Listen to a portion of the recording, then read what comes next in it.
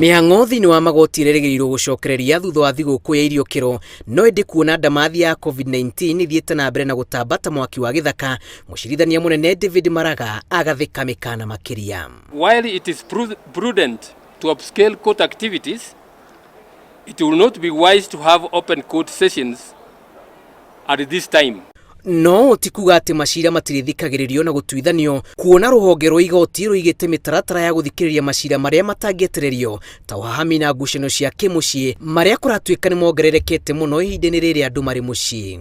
Court operations have never and will never be closed.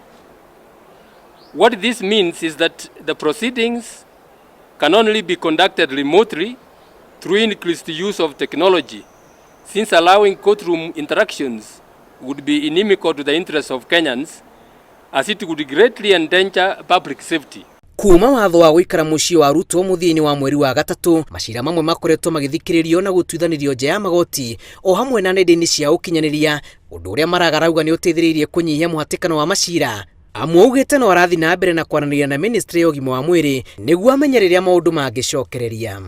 Presiding judges and heads of court stations are requested to meet with their stakeholders to determine which matters can be heard and determined remotely. Kwa ihinda rĩrĩ kambuni ya nenda cia ũkinyanĩria ya Microsoft nĩ ĩgathĩkĩte mĩtambo ya gũteithĩrĩria rũhonge rwa magoti gũtabania mĩhang'o yao kwa ihinda rĩa mĩeri 6 yũkĩte hatarĩ ihĩngĩca. Ngĩribotera Inooro TV, njĩtagwo Julius Karĩithi wa Mũnene.